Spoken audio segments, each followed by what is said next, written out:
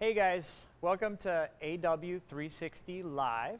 We're here at the NASDAQ market site in the heart of Times Square, and I have some great panelists today to discuss VR marketing. So I'm going to have everyone just briefly introduce themselves. We'll start with Tony. Yeah, Tony Mugavero. I'm co-founder and CEO of Littlestar, and we're a premium network for 360 video and virtual reality content. We've got channels on the platform like ABC, Showtime, NBC, Nat Geo. Great stuff. Sweet. Hi, I'm Debby Ruth. I am the SVP at Frank and Magid Associates, and we are one of the leading research and consulting companies in the entertainment business. Great. Hi, I'm Marcus Peterzell. I'm the EVP of Entertainment at Ketchum, Public Relations, and as part of our offerings for content for our clients, a lot of our brands are looking to us to tell immersive stories about their brands. So we have launched a VR offering. I am the co-head of the VR offering at Ketchum, and we've produced a couple of great films out there, and we're going to continue to offer to our clients to help them tell their stories. Awesome. Well, thank you guys for coming. Pretty excited. Thanks for having us. Yeah. So I'll tell you a little bit about myself, I suppose, as well. I'm Nikola. I'm the Director of Creative Services at NASDAQ. We are figuring out our strategy right now in VR. So this panel is actually going to be a great help to us as well. So we're kind of in the same boat as a lot of larger companies, financial companies, companies that maybe initially didn't think that VR was going to be right for them 2 years ago or a year ago, and now it's the technology is where it is today. So, so thank you guys in advance. All right, so I'm going to start off with, are consumers as excited about VR as we thought they would be? So Tony, I'll start with you. Yeah, I mean, I think the biggest challenge is that someone needs to experience it. And once they experience it, then hands down, they're super excited about it, and they know that it's the future immediately, and they know that it's something different, and it's the emergence of a new medium. And the response is instant excitement every single time. And we, as the messengers of magic, have to make sure that we're introducing people, not only as many people as we can, but as we're doing it in the right way. And so, finding experiences that don't make people sick and are engaging and show the real power of VR, everything across the spectrum from interactivity to something more passive like a 360 video.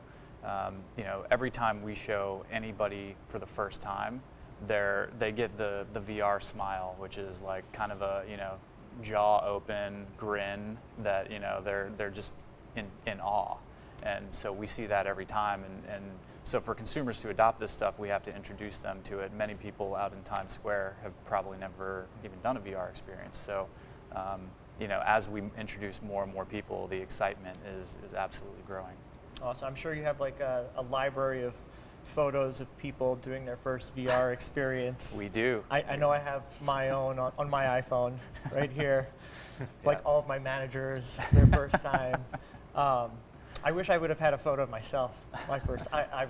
Obviously, I think we're all kind of here because our first time was probably, we just saw something immediately that just blew us away, just like it does so many other people. But I know for me, it was just like, it was instantaneous. Like this is where I need to go.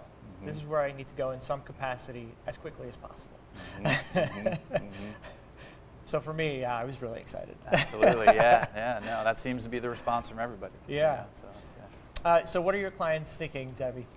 Well, we actually been tracking this for a number of years, and in a study we did in March, and we'll have another one coming out very soon, so we track it very frequently. In a big year like this, where there's a lot of buzz, a lot of media attention, the public becomes more aware. And back in March, about 50% of adults adults and kids 8+, 50% were aware, and that same 50% were interested. And of that same group, 18%, which is roughly 31 million people, said they were very interested. So even just with the buzz and not even firsthand experience, I think there's a lot of awareness going on, a lot of interest. Awesome.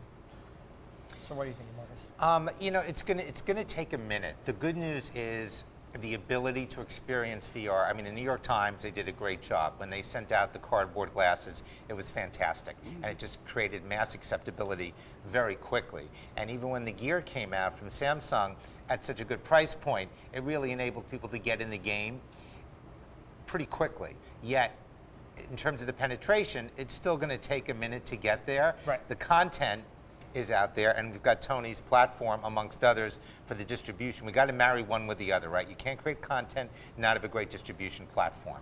So they have to kind of catch up and align with each other. So that's what we're looking at, and just making sure, you know, you do it at the right time.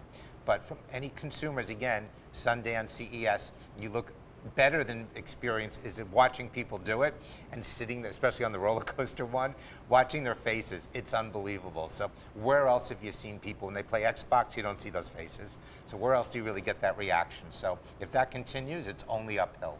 Yep, I'm going to agree with you guys. So I'm really excited about, you know, two things that I think are really going to even step it up a big notch, and that's PlayStation VR and Daydream. I mean, it's huge, huge. It's going to increase the number of users exponentially, and I think it has huge implications for VR.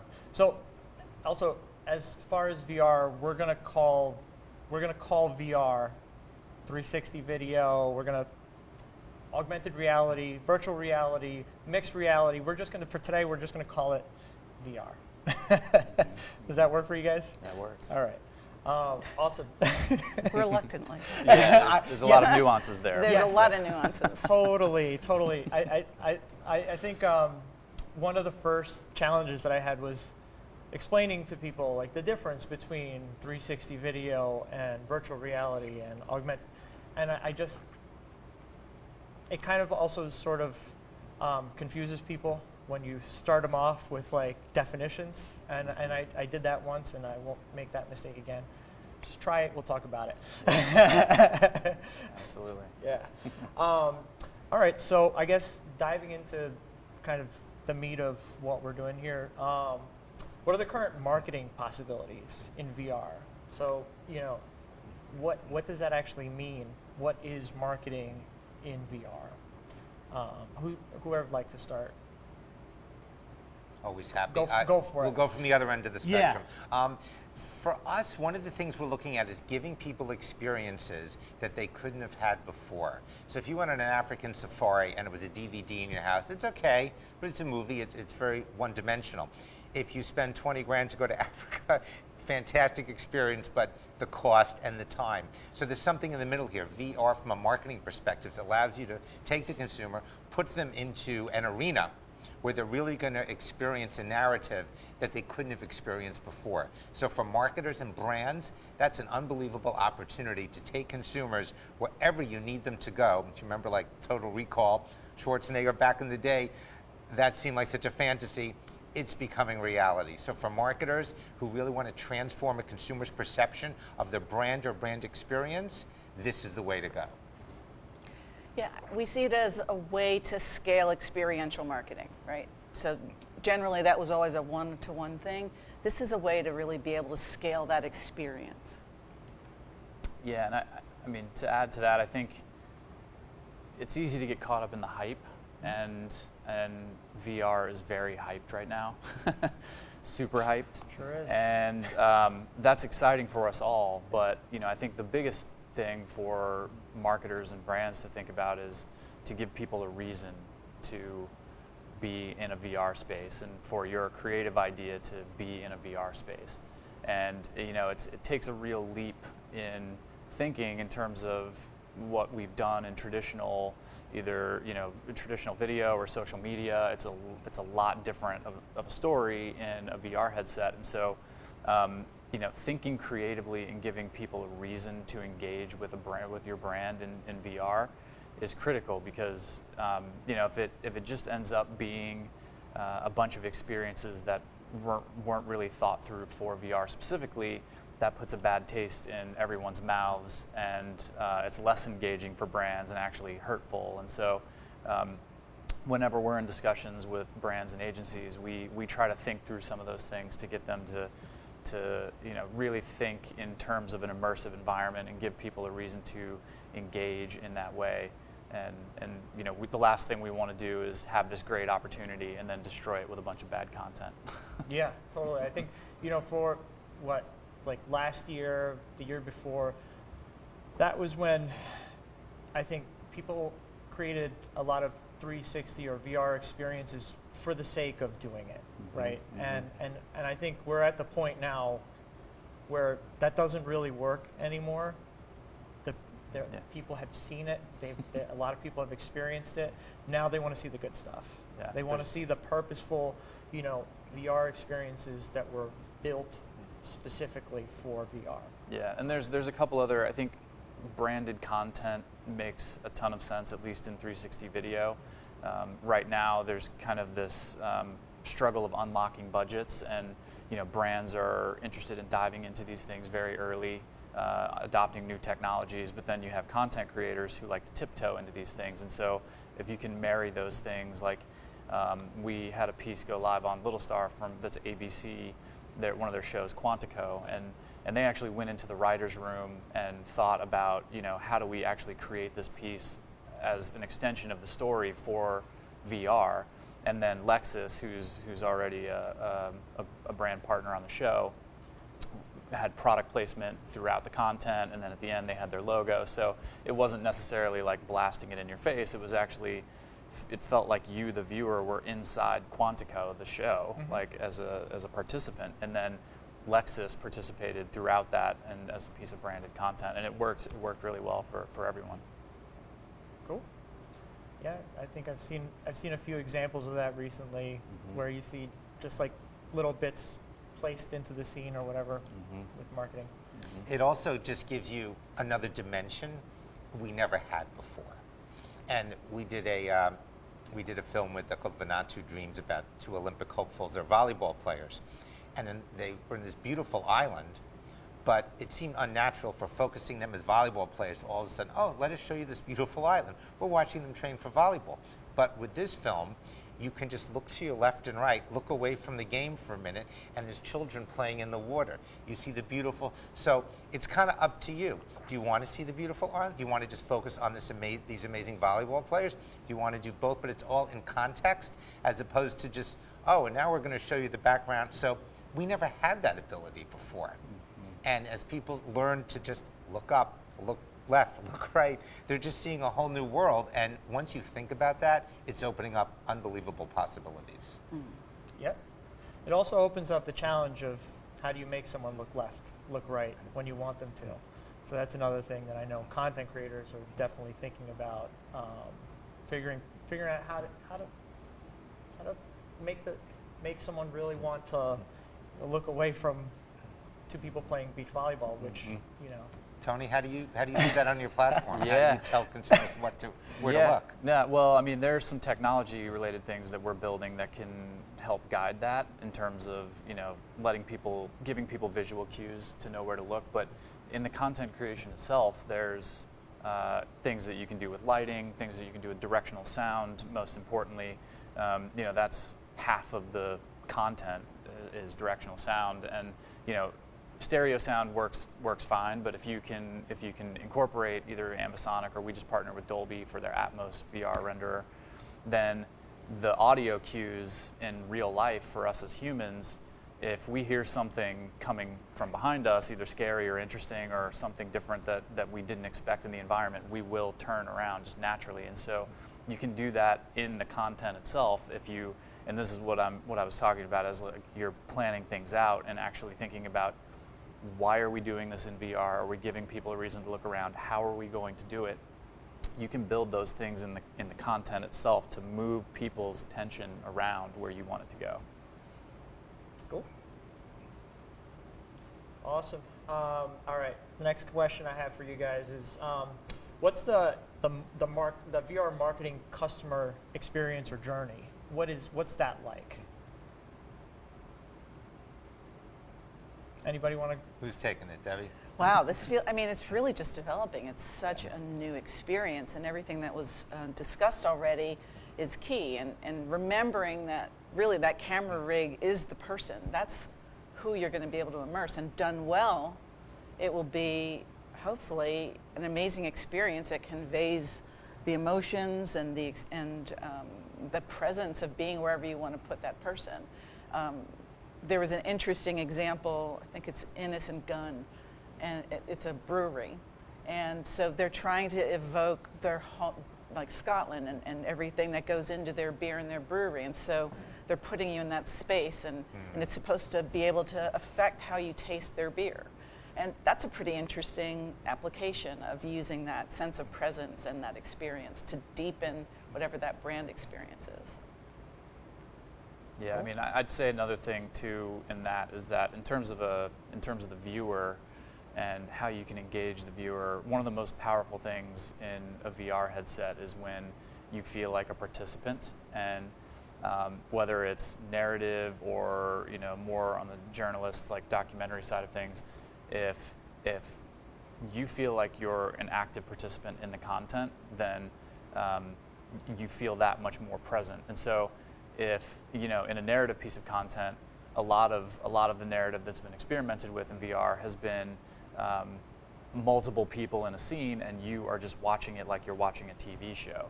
But what we found is more powerful is when they break the fourth wall and start talking to you as though you're in the scene.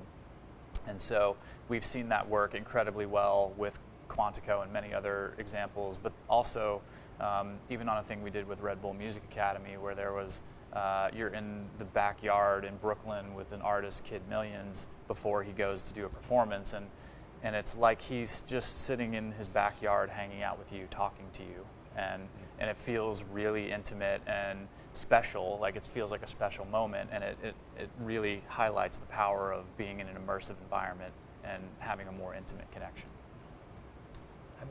I'm gonna agree with you on that. I've done like a similar experience. I don't know if you guys have seen the Deadmau did a thing with Absolute, and I feel like it was his journey from his studio to the concert or whatever, and I feel like that's kind of something that was missing, was that fourth wall. Like, you're not part of it. You're just like almost literally a fly on the wall. Yeah, no, I'm with you. It's like being at a party and you're walking around the party and everyone's ignoring you. Like, that's the most awkward situation you could possibly be in as a human. And so, like, the thing you want to do is engage with people, and you want them to look at you and talk to you. And so if you want to create compelling content, that certainly helps, that mechanism. And you get to experience things. I'm not going to go skydiving. I'm just putting that out there right now. Not something I'm going to do. But you can experience it way better than a simulator through this. So there can be experiences that maybe you're not ready for, but this takes you there. And I think one of the first ones I saw was the roller coaster one.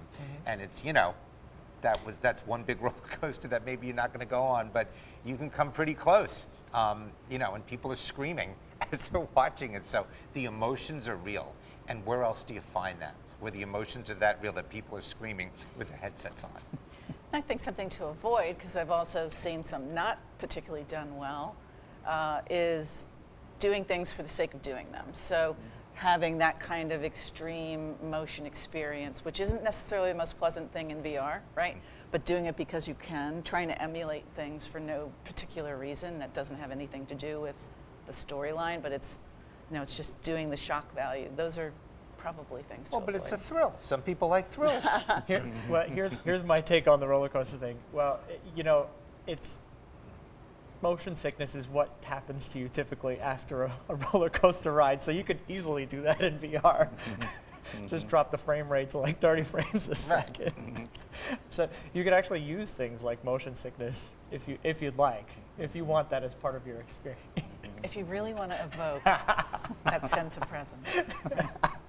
But it's also like the high diving, right? Yeah. Like, you're not really going to do that at that, but you get to experience it as an Olympic athlete would, or the professional surfers. You get to be in their world and live it and experience it, knowing, all right, I'm never going to go out in those big waves, but this was close.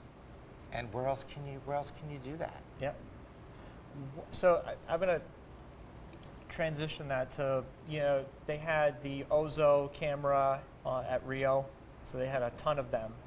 I have hundreds of hours of VR coverage. What are your thoughts? How did you guys have a chance to take a look at any of that footage? What are your thoughts? What did they do right? What did they do wrong there? Because I mean, this was huge. This was a big investment. Yeah, I mean, Nokia has an incredible device, and they have. It's a total package, and it's really the first camera from an established company that has all the right elements in it. And so for content creators to be able to grab that as a single package and take it to where they need to go and record everything in 2D or 3D with directional sound from the device itself and have all the libraries for rendering that live streaming, it's a pretty incredible device. And so it's perfect and perfect timing for around the Olympics. And the footage that we've seen from that device is top notch. And it's the trickiest bit about about shooting in 360 is getting close enough to the action. And we just don't have the resolution yet that if you don't get the camera really close to the action, then in certain circumstances you can kind of see just like blurry blobs floating around and hitting volleyballs or whatever. So you really have to think about where is the camera placement going to be, what's the story? Is it just that I'm shooting an actual event or a match, or is there going to be some kind of storytelling and directing that actually happens around that? And so I think they've done a phenomenal job, Nokia in particular, but even everybody down there shooting and exploring all of those different opportunities and all of the different mechanisms for capturing things in the right way at the highest profile event. But that's, it's a good example with Nokia because there's the technical aspect, right? Because this new technology, people are just great. I'm going to be in the room. We're going to put, no, you're not going to be in the room because you're going to be on camera if you're in the room. You have to be it's counterintuitive to how we've been making films forever, including the post-production with stitching, which takes way longer than linear post-production. So people are getting used to that. But from the technical side, that's fine. But what about the creative side? How are you telling stories? So now directors have to rethink how they imagine a world, how they reimagine a story. So you need both. It's the technical side, obviously the right equipment and the right post, but then directors thinking, wow, I've got new dimensions I never work with. I've got to kind of rejigger how I'm going to do my work. So you've got to marry the two, and I think that's where the challenges are going to lie. Yep, I can agree with that. We have GoPro's Omni that just released. I'm interested to see. I've seen some of the sample footage that GoPro sent out. I mean, it looks great. It looks like an easy solution for people to kind of enter into VR filmmaking. But there's a spectrum. I mean, at the consumer end, there's the Samsung 360 Ricoh Thetas. Those are $500. There's GoPro rigs with 6 GoPros. Those are $5,000. There's Nokia Ozos that are $50,000, and then there's custom-made, head case from Radiant Images that's $500,000. There's also an interesting one, kind of in the middle, around $1,800. It's called Aura, and it live streams, stitches on the fly, and that's, I think, at a level. It's probably haven't seen the quality footage, but it puts it in, wedding photographers all of a sudden can have a 360 experience. Doing it for real estate, Put it right on the table. Bring it to a concert. But as soon as the ones come out for 50 grand, yeah, 3 months later, as they're starting to market it, the same one is 30 grand, and then 20 grand, and it's going to keep going like it's going to be a race. The technology, they just dropped It's going to be a race. They just dropped their price on the Ozo 15 grand the other day. Well, we're coming close to an end, but before we finish, I want to know who you think is doing VR marketing right, best, etc. Who's exciting you? Who are your favorites out there right now in terms of like marketing in VR?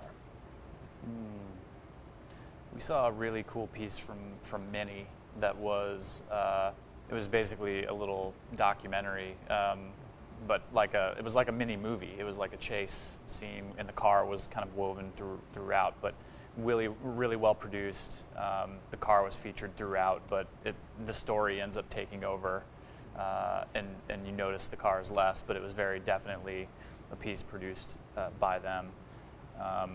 You know, the ABC Quantico Lexus connection, that was also a pretty good one.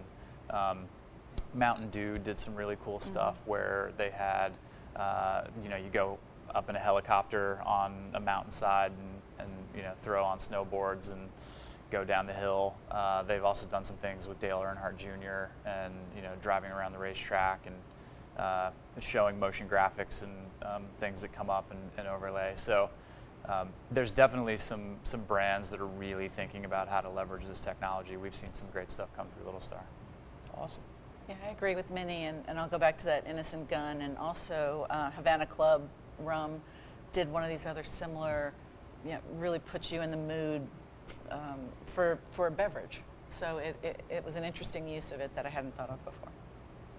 I think from a platform perspective, I had to give it to Samsung. I mean, when Milk first launched, you know, how it really came out there. But honestly, then you got to give your hats off to the New York Times. It's still, when that showed up in our little blue bag with the glasses, they just went out early, they went out big, and they really made a statement, and they're sticking to it. It wasn't just a flash in the pan. Right. They're really committed to it as a platform. So I'd have to, you know, give them one of the medals. Yeah, that was a good one.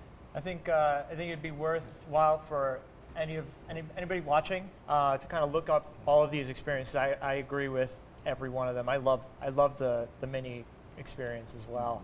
I just saw that actually recently last week. So I think we're going to wrap this up. Is there anything else that you guys want to say before we finish up? I mean, if you, the viewer, hasn't seen anything in VR, immediately go out and try it. Do it. Go out and find a VR headset and try it. And if you Download Littlestar. download Littlestar, Littlestar.com. Yeah. And then if you have, you know, if you do have a VR headset and you have tried any kind of VR, go out and find people and show it to them. Be the messenger of magic, as we say. Awesome. Anything else, guys? We agree. Good. Try it. Let's do it. Awesome. All right. Well, thank you very much. That's AW360 talking about marketing in VR. I'm Nikola. We're at NASDAQ, and see you guys next time.